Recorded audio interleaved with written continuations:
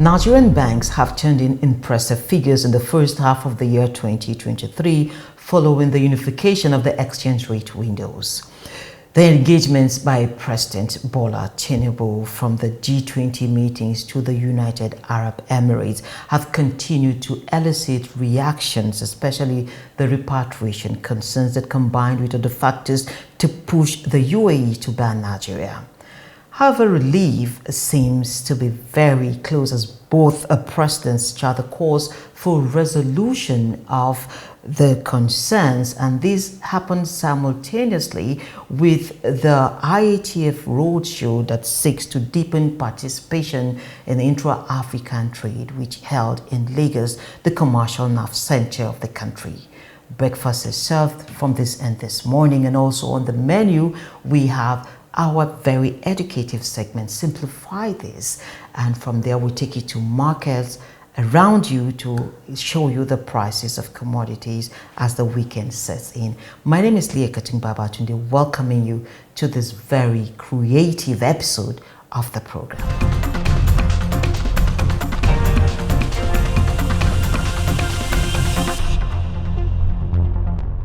Before we dive into the main dish, let's take you through the activities that trended in the economy in the course of the week.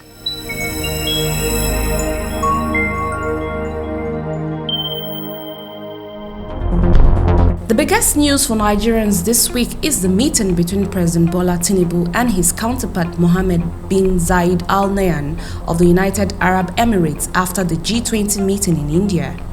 President Tinubu, through his personal Twitter handle, itemized the outcome of that meeting to include immediate lifting of ban placed on Nigerian travelers by the UAE, resumption of flights in and out of Nigeria by Emirates and Etihad Airlines, an agreed framework for new investment across sectors in Nigeria, foreign exchange liquidity program, and a commitment to enhance relations between both countries. In a move aimed at reinvigorating the Nigerian banking sector amid volatile foreign exchange rates, the Central Bank of Nigeria (CBN) issued a circular stopping banks from recklessly spending gains made from forex revaluation. This is coming as banks reported massive increases in their balance sheet on their forex holding in the first half of 2023. The gains were fueled by naira depreciation following the unification of the exchange rate windows. Already, the dividends have boosted sentiment on the stock market and last week pushed the exchange to more than a 20-year high, with banking stocks recording a 61% growth this year. The Apex Bank distributed a letter to all banks detailing directives that they should, among other things, not use the extra money they make from foreign currency, also known as FCY revaluation, to pay dividends or expenses. Instead, banks are directed to save the gains as counter-cyclical buffer for future losses if the exchange rate goes down.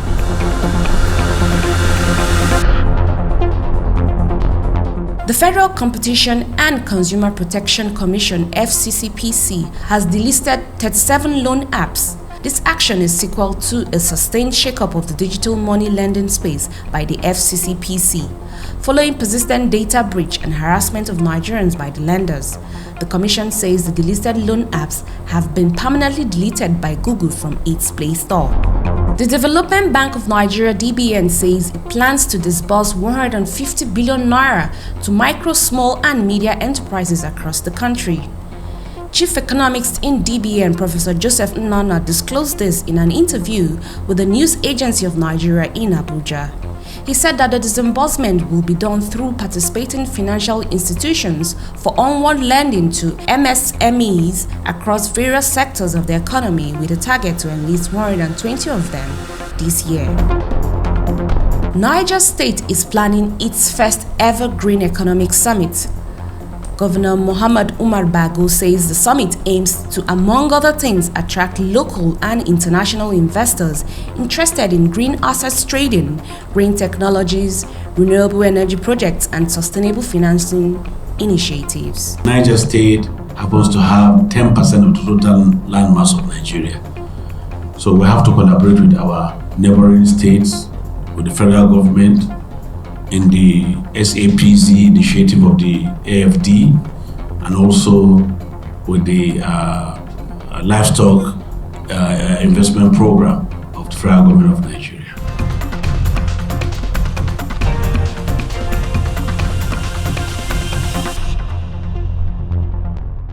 The Nigerian creative industry is estimated to rake in about 15 billion US dollars in the next 2 years, that is by the year 2025.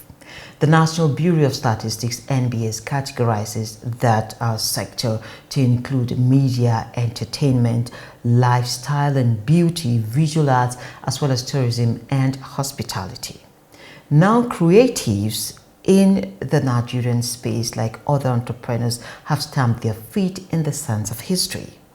I sat with Audu Maikori, the co-founder of the Chocolate City Group, and we looked at the operating space as well as opportunities for creatives. Let's take a listen to that conversation.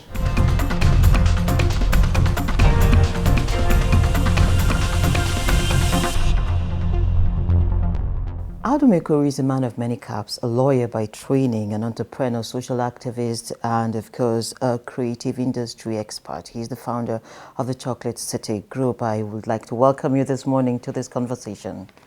So where do you stand really with the creatives or the entrepreneurs? I'm a creative entrepreneur. What does that mean? It means it's the best of both worlds. Because if you don't understand who you're dealing with, you can't wrap your head around the business that you're trying to create for them. And also, if you're a creative that doesn't understand the business side of it, then you're not able to exploit the full thing. So I'm a creative. I paint, I write, I produce personally, but I also was trained to do business. So I think it's just the best of both worlds. You understand what they're doing, the process of creativity, but you also are able to help monetize and think about it from a business standpoint. So I'd like to feel your pulse about the business environment. What does it feel like for people in the industry like you? I mean, I think we've moved significantly.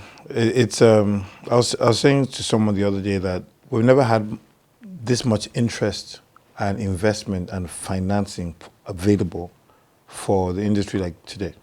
When you think about all the funds, both public sector and private sector funds, there's never been this amount of money. In 2014, when the Nigerian economy was rebased, the GDP contribution of the creative sector, I think, was about 1 point something %. That is now growing towards 5 point something and has the opportunity to probably even double. It is the fastest growing sector of Nigeria's economy, and it is the second highest employer of labor, only after agriculture in Nigeria. So being what was looked at as amusement, not even entertainment, it was amusement, to being the key torchbearer for Nigeria as a brand, as a culture internationally, is a huge, huge achievement. And I think that over the next few years, you will see that Nigeria will be known as the creative capital of Africa, because we have the most brilliant, most talented people here. They've just never had the tools, the training, the opportunities, the funding, or the structure to help them. And I think that's going to happen soon. It's happening. It's already happening. And it will be exponential. It will be exponential. I've seen that people like you have moved across countries, across continents. Perhaps you would want to share. What did you find different? I think the difference is just really around the value system, right? Unfortunately, Nigeria has been existing for 63 years now. And our value has been, since we found oil, our system has been built around oil. The non-oil exports were relegated. And every time there was a conversation around that was lip service.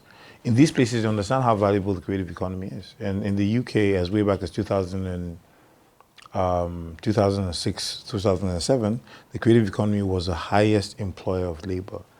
And it was contributing heavily to the GDP. We're only getting into that space now. We're only now realizing how valuable our intellectual property is. And seeing how the world has shifted to intellectual property as the main bastion for wealth creation, they're way ahead of us in that thinking. But I think, and it depends on where you go to. I mean, when you think about somewhere like the US, for example, the GDP of the US is commensurate to the copyright enforcement and protection. And it's a global phenomenon. So the better you value protection, the more you can enforce copyrights, the higher the GDP is of the country. So you'll see that is going to happen in Nigeria, because once people can monetize their brilliant creativity and convert that into money, and that happens when you're able to value and capture the value of the assets that you created itself, then you see a huge change. So I think the biggest thing that I've seen, the difference is just about the value system. And the minute the government begins to put the incentives for people to put money into this sector, people will shift from oil, because oil is already, it's reducing significantly. It's not gone yet, but that should be the foundation for that should be the fundamental. That should be at the shall I say, the background. But the foreground is, how does oil create jobs? To be honest, it's big money, but for a few. When you think about a big oil company, how many people do they really employ? But when you think about the creative sector, you're talking about literally hundreds of thousands of jobs across 200 and something million people. And if you can continue to grow that at an exponential rate, you could see 10, 15 million people directly even involved in that. We're seeing a new set of ministries created, different from the ones we used to have, and a lot of them targeted at the young populations, perhaps to address the peculiarity of these persons. What do you make of that composition? I think it's brilliant. For me, I think that's actually the most exciting thing that they've done. But of course, I'm biased. I mean, that's my industry, right? Yeah. But I think it's great because, see, the minute that the creative economy and industries are looked at as business, then government has to take a business approach to how they deal with it. So it's no longer, oh, we're dashing you money, go and be creative. No, it's saying we're structuring deals that allow you to go out and create wealth. When you think about companies like Facebook or any of these big companies that we're talking about, it's almost creativity. But the difference is that there was a strong backing that allowed them to grow. If you look at Tesla, Tesla only became really rich because of the government support. The truth is, Tesla would have struggled to have gotten to this level, but they gave them incentives, they gave them tax waivers, they gave them credits, they allowed them the environment to grow, and also they patronized the business.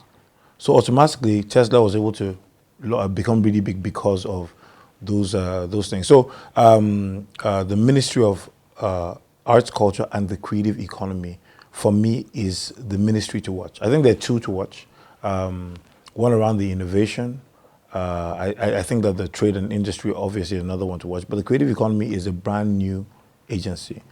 And we've had some engagements with the minister and the team, and I see that they have a clear vision of what they want to achieve. But there's a lot of work to do because it's brand new. So they're literally starting from zero. But I know that one of the major things that they want to achieve is they want to ensure that the GDP of Nigeria is raised significantly because of that Ministry of Creative Economy. And it's commendable. The second thing that I think is going to add to that is that there's a pool of funds. So for example, the Afri-Exim Bank has put aside an initial $500 million, US dollars. And I know that last year, the chairman announced another $500 million that is going to go into on the continent for creative industry. I know that Nexim Bank has some funds. I know that Bank of Industry has something called IDICE, and they're doing this with, I think it's the African Development Bank. I think it's about $500–600 million for the creative sector specifically. So what we need to work around is being able to access the funding. Because yes, you can have the money, but if the rates are not competitive, or if the average creative doesn't have the collateral, we can go back and forth about what collateral means. 10–15 years ago, collateral meant a building, title documents. But if a creative had those title documents, probably have sold it and put it into the business. What we need to be able to do is collateralize the IP itself and say, look, you did this. I mean, look at your show now. I didn't say congrats on this show, by the way. So I say big congrats on that. That's your creation, right? This is what people pay millions of dollars to be on, right? So there's a value that's created by this show you've created, right? And there are sponsors who will pay money to be on this show, because people tune into your guest and then they see the adverts as well, right? So if you've created this show, there's no reason why you can't walk into the bank and say, this is my show. These are the statistics. This is the viewership. And I want 100 million naira for my next season. But we're not there yet. So we're hoping that the Creative Economy Ministry and whatever other agencies they work with are able to now help people understand that there is a value to the song, there's a value to the TV show, there's a value to your fashion design, and that is good enough for you to access the money. Until they're able to access the money, improve skills, and then have the infrastructure to even display and distribute, then we're still just talking. I'm very much interested in the issues around copyright and intellectual property. What are the issues at stake, and how is that affecting the industry? So, look, Nigeria has never had a problem with policy.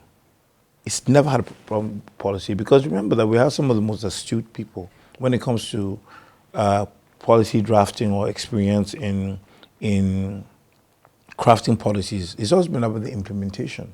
And that implementation largely is not institutionalized. It's focused on a group of leaders who might or might not be inspired to do something about what is already written.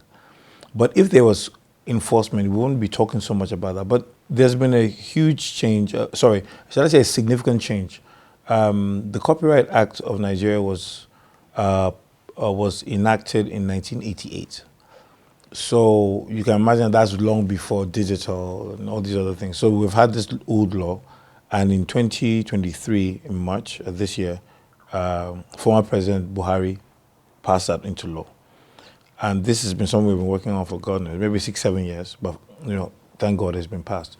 Now this brings things like digital into the space. It brings Nollywood and film writing, and it is a bit more specific and gives some more powers that the former act didn't have.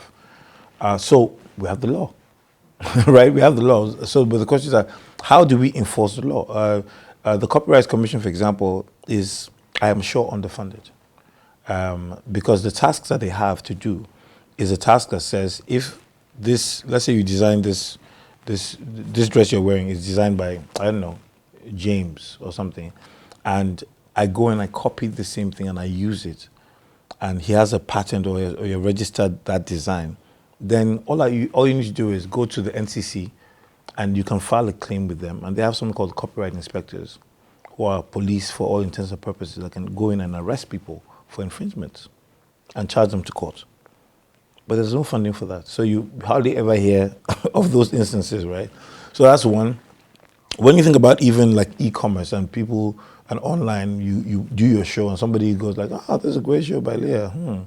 So he copies the show, puts it on his own portal, and people are watching his show, your show on his platform, and is monetizing. Enforcement is hard.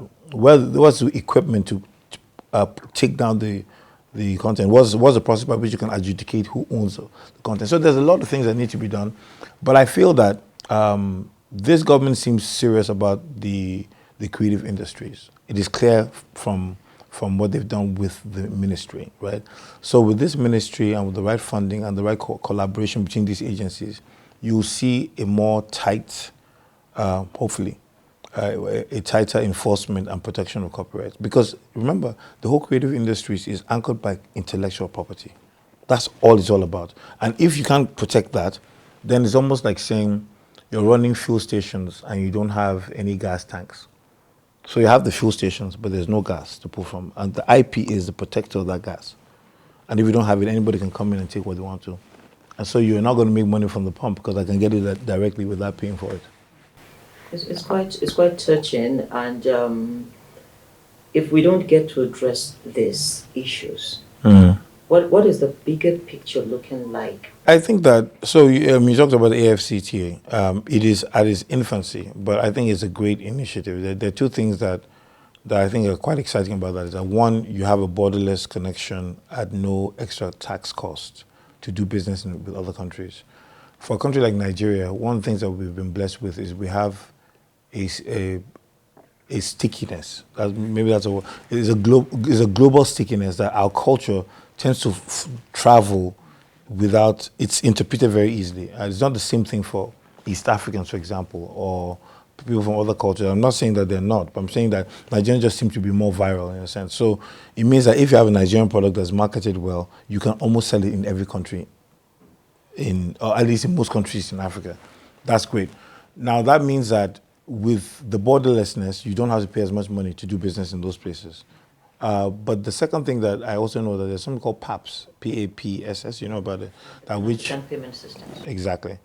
That means too that I can sell my product in Naira and collect. There's a unified system whereby we can pay any currency, and there's some sort of way by which they say, okay, 1 Naira is equal to 20 CDs or whatever that is, and vice versa. So this changes a lot in terms of how you exploit. When bankers and financiers look at projects, they look at how do I make money? The reason why people are putting money in fintech is because they can see the money, right? So the question is, how do we see the money in this creative sector? And I think that the solution has to do with creating local distribution systems that we own. You know, I don't want Netflix to own my content in perpetuity because it is owned by another person who doesn't have my interest. I'd rather own my platform and be able to license to other people. So, because that's what the regime is right now. So the ability to enforce those rights is a difference between long-term success and failure. And I think that we're in a space whereby with technology and with all these smart people that we have that are doing great things, we just need to pivot and put more resources in creating our local distribution platforms which we own, creating content which we own, because the value of IP is ownership. And with ownership comes rights to help you exploit in perpetuity. So when you think about a show like Village Headmaster, and what that show used to be, right? Right now we should be watching Village Headmaster, and those people who created the show should have multi-millionaires because the licensing, the exploitation, looking at that historical thing. When you go to a site like Amazon or Prime Video, what does Prime Video have? It's old content, but people are watching, but it's generating money in perpetuity. And that's what the digital age has done, that's given the opportunity for people to make money. The question is, how are we going to take advantage of this time that we have to create our platforms and promote them in such a way that we can empower people? I would like to sincerely thank you for making our time to come on the program, and we'll be back next time. Yeah, thank you. And once again, congratulations on an amazing show. Thank you. Yeah.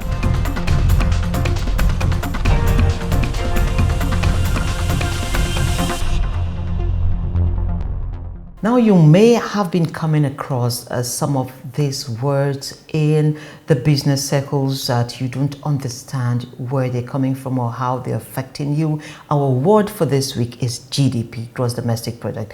What does it mean? Let us find out as we simplify it for you, and from there we take you to markets.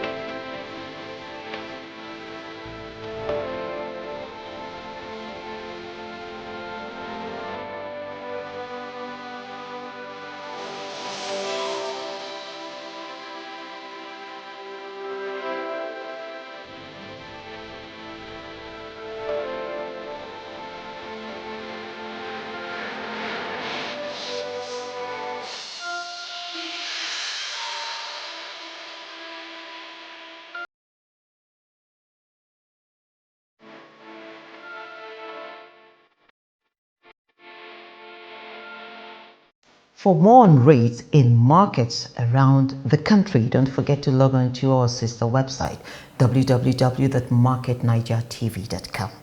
We end this episode here, but you can access these and the previous ones on our YouTube channel at Saban Media Services. You can also follow us on our various social media platforms. Don't forget to like our pages and don't forget to drop your comments, your observations and suggestions because we value your feedback. We'll be back same time, same channel next week. Have a wonderful weekend. Stay safe out there and God bless Nigeria.